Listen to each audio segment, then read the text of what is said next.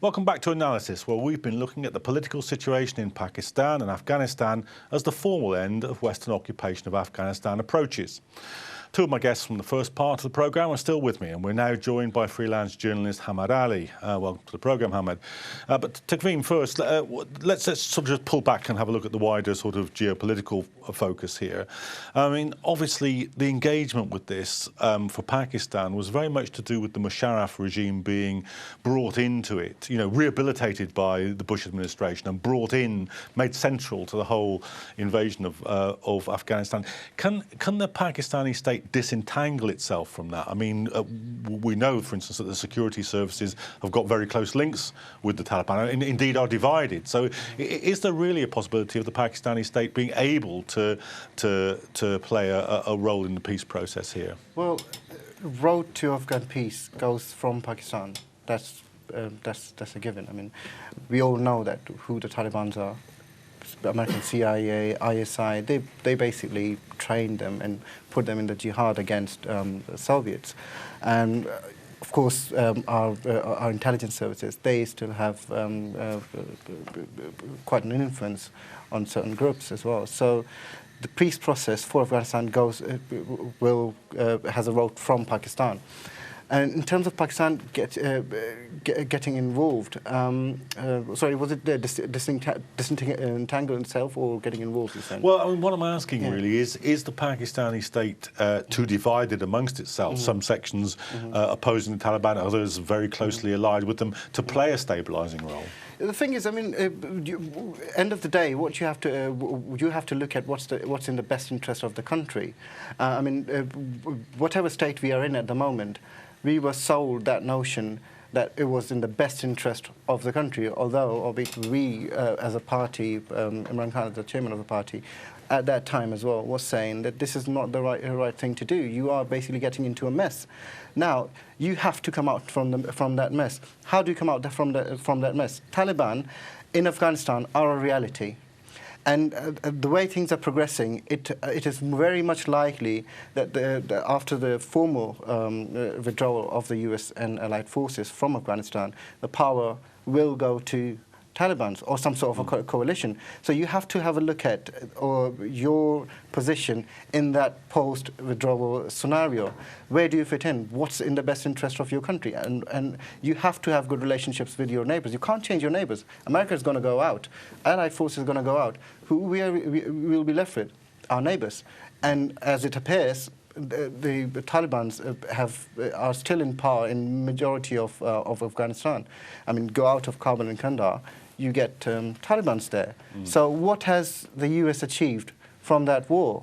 So in that scenario, you have to get into some sort of an agreement with the Taliban, because all the forces, Americans, the Allied forces and the British forces as well, and even India, they are in talks with Taliban one way or the other. So that means Taliban will be a legitimized force in Afghanistan. So you have to have it. I mean, you know, I think lots of people will take those points, but do you think that we are actually seeing the end of American involvement here? Or is there going to be a status of forces agreement? Are the bases going to be still there? Are the drones still going to be operating, Hamad? Well, it depends on the Afghan elections and who succeeds President Karzai, because President Karzai has been reluctant to sign a bilateral agreement with the Americans to keep some American troop presence. But, I mean, the key point here is it's difficult to predict how it's going to turn out. In 2001, you just said Taliban inside Afghanistan. Today you have Taliban in Afghanistan and nuclear-armed Pakistan. So they seem to be moving eastwards, and the U.S. role, not just what my colleague was talking here, that the CIA or the ISI were involved in creating these militants, but you know, drone strikes or U.S. influence on Pakistan government policy has been a kind of oxygen for the Taliban, because they're kind of fueling this militancy. And so the important question here for Pakistan right now, because the debate that seems to be is just two sides, you know, do you want to have an operation, or do you want to have you know, talks with The more important question either way is, I mean, the more important point is that is Pakistan government going to have an independent foreign policy, or is it going to continue taking dictation from the Americans? Because if it continues, whether you have operation or you have peace, the Taliban will keep growing. Okay, let me put that point to Chowdhury. It's your party in government. I mean, it's a fair question, isn't it? Are you going to have an independent foreign policy, or are we going to still see American troops, American influence, the drone operations, which routinely break Pakistani national sovereignty? Is that going to continue? We are, from the day one, we are condemning the drone attacks, and we have when Prime Minister visited to Pakistan, to America, and he raised this issue very highly on all the authorities and all the officials. But you know, that is the main thing that on which we are urging to them that to stop the drone attacks, and we want the full peace in that frontier area, because that has become that area in insurgency since last 15 years, as I mentioned earlier on.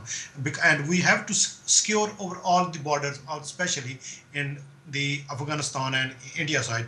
To secure over the borders, frontier borders, we have to bring the peace in that area. So we can only bring the peace in that area so if we have the positive and successful talks with the Taliban. And I think the operation and that will be the last option. So we don't want to anybody, any country, to challenge our sovereignty and to secure our things. So we are taking these steps. Okay. Takreem, do you think the government is that keen on telling the Americans where to get off or not? It was really convenient for Mr. Chowdhury to take credit of reducing the drone strikes in Pakistan. Well, our stance is that basically the government is not doing enough to convey the message strongly enough to the U.S. government that these drone strikes are actually hampering the peace process. It is actually counterproductive. What it is producing is militants there, and we haven't seen a sort of because even on the eve of when the Prime Minister announced the talks with Taliban, their hawks in the media.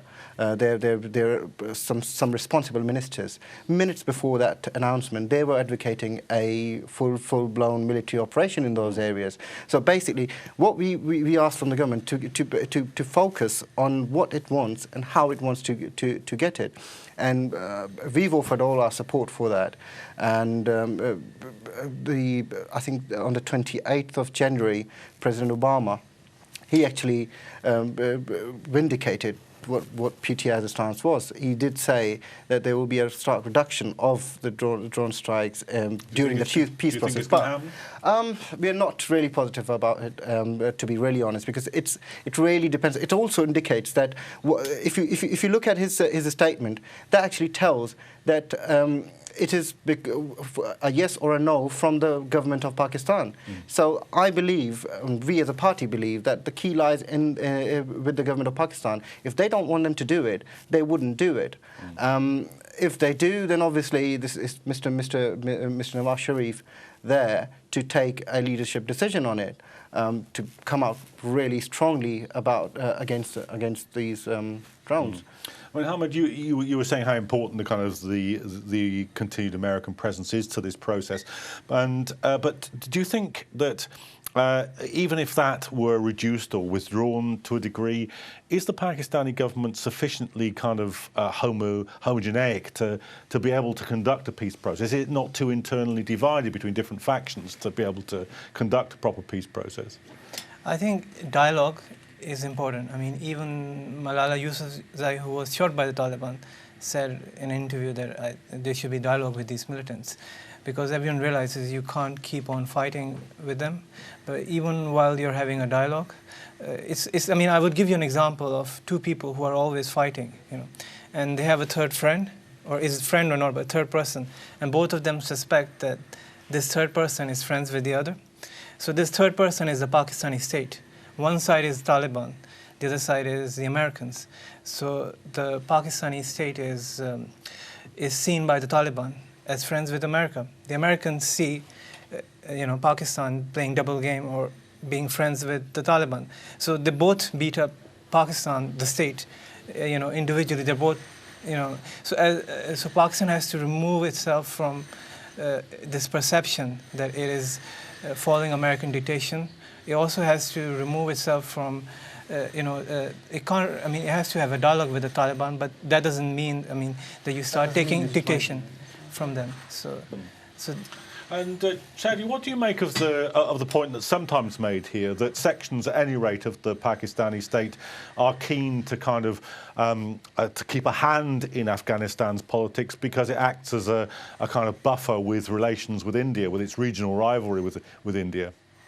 Because in Afghanistan politics have very much effects on the Pakistani politics, and if the Afghanistan government or their policies are not the positive so we have the problem in Pakistan as well. If you look at the history, whenever these Afghanistan's circumstances are changed, that directly affect to Pakistan. So to keep peace in over that areas, because we are very attached with them, we are very close to them in most of our countries' borders attached with Afghanistan. So we have to keep eye on them, and we have to look at what policy they are adopting and what they are doing, what policy they have in their future, and what will happen after the exit of the American troops from Afghanistan. So we have to look each and every aspect in relation to the Afghanistan, their own policies. The second is because the Indian, we are fully aware that Indians, they have the interference in Pakistan via in Afghanistan as well, and they have a very some sort of strong their connection with in Afghanistan, and from there we believe that they are also using these Taliban names, but on the back the Indian, they are making these sort of troubles in over that area. So we should have take very serious steps in that aspects. Takreem, do you buy that? I mean, there's a long-held belief that Afghanistan is being used in that rivalry, or is a complicating factor in that rivalry? I mean, there are evidences, and there have been historical events that do prove, to an extent, that there has been a foreign sort of element involved in whatever is going on in the region. It's a strategically really important region. What we believe in, our policy in the past of basically having Afghanistan as our fifth province, these sort of things, that should actually stop. I mean, we need a stable Afghanistan neighbouring us. We need a peaceful Afghanistan. But obviously, we can't just go into countries for our broader aims of strategic depth. These sort of things. These things have to stop. Having said that, I would say that Mr. Chaudhry was right in an extent that there are about 16 or 17 consulates of India in Kabul. What are they doing there? So, yes, there is an element to that, but taking a step back, having a look what we've done wrong in the past and how this can be corrected. Yes, peace process will bring peace, but will it be a lasting peace? How will it be a lasting peace? It can be a lasting peace through regenerating that area. I mean, look at the area. For the last 60, 65 years, there's only 40 Pakistani laws that apply in FATA. They're looking for even the basics, the most basics of facilities in those areas. You have to educate people. You have to bring prosperity to the area. These sort of terrorism or any sort of extremism, that stems from a neglect for the last 60, 65 years, obviously coupled with foreign intervention as well. All right, Hamid, let's just sort of rehearse what we've said in the discussion. We've said there's a very strong American and Western presence which probably won't go away. We've said there's a regional rivalry between Pakistan and India. We've got a deeply rooted Taliban which has now spread into Pakistan. I mean, when you sum it up like that, the peace process doesn't look that healthy, does it? I agree. It doesn't look very optimistic, but there's no reason to give up hope. I mean, dialogue is the start of a process, but it's also time to question, like, how did we reach at this stage where, 10 years ago you didn't have this kind of Taliban presence, you didn't need to talk. Now you have, so much militancy and terrorism going on. So what are the root causes of these issues? And Afghanistan's role is also crucial in the respect that when Americans leave, if they leave, like, what would be the next government's policy over there? Last year there was a report in the newspapers about a Pakistani senior Taliban commander, who was Latif Masood, who was arrested by American troops. And he had just been in the presence of Afghan intelligence. So there is a perception in Pakistan that, it's not just the Taliban and the Pakistani state, but there are regional countries involved. So Afghans complain that Pakistan has been interfering. Now Pakistanis complain that there could be some, evidence that the Afghans have also been playing a game, or other countries in the region have been playing a game. Chad, I mean, in many ways, this is a very long story, isn't it? Because, I mean, if you look at the history of Afghanistan back through, the British involvement, the rivalry with Russia, it's always been a buffer state, and it's always been pressurised by the surrounding countries, both regionally and from the imperial powers. What do you think the chances are of escaping this logic now? I think that's the Afghanistan is in other way, because every country, especially from the Western, they are focusing on the Afghanistan because that is the hub to go to the Arabic channel and the Asia channel. So from many years, they have been using, as you mentioned, that the first in Russia, then the USA, and all these countries are there. But the problem is for the Pakistan is we have to, again I will say, secure our border, and Afghanistan is quite important for us if we want to bring peace in our country, and we cannot make such the developments in our country, especially in frontier, if we don't have the peace in Afghanistan. So that is quite important for us. And as my friends they mentioned, that because we have to take the bold step to eradicate these things who are trying to destabilize Pakistan as well as the Afghanistan. I mean, whatever the complexities of the situation, I mean, there is one thing that is certain, and that is, I think, as Hamad said earlier, the war on terror, the invasion and occupation of Afghanistan, that made the Taliban not a foreign policy question, but a domestic question for Pakistan, and the drones policy and the occupation are the thing that fuel that kind of resistance. So it isn't the link that can begin to release this chain is breaking with American foreign policy. As Hamad said before, that there was no Taliban before, TTP in Pakistan before 2006.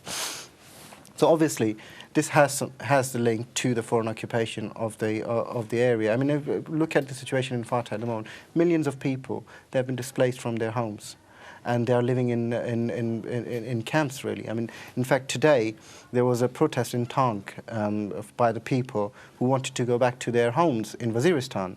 So if you look at it in this way, obviously the foreign occupation, and Afghanistan has got a history of dating back thousands of years. In fact, they just do not want foreigners in their land.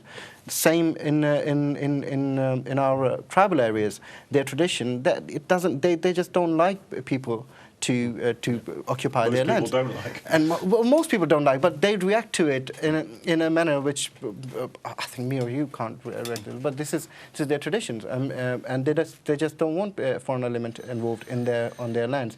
So without a pullout from Afghanistan, without Pakistan's disengagement from this war on terror, there is no peace in Pakistan. That's for sure. You have to. The first thing you have to do is to pull out. I mean, if you look at the 9 different previous accords, when there was no Taliban, there were tribal elders there. They had their accords with Pakistan Army there. None of those accords demanded any Sharia law there.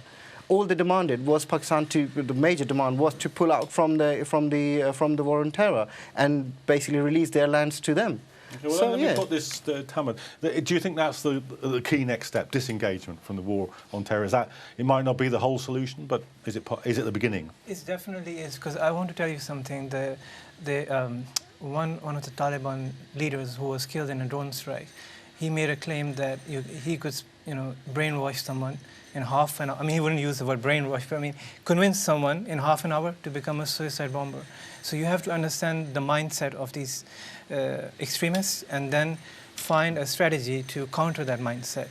And a very important part of that narrative is American presence over there and also American collusion with the Pakistan state. Okay, Chowdhury, last word on this question. Is disengagement from the war on terror the beginning of the end of the conflict? Chowdhury, is that the beginning of the end of the conflict, to disengage from the war on terror? Yes, I think sorry, can you? Is it the beginning of the end of or at least the start of a peace process? The key question is to disengage from the war on terror. Yes, I think that's this is the beginning, and this is, I think, a good step taken by the Prime Minister Nawaz Sharif. So we want to bring the peace, and I think we hope that will be successful.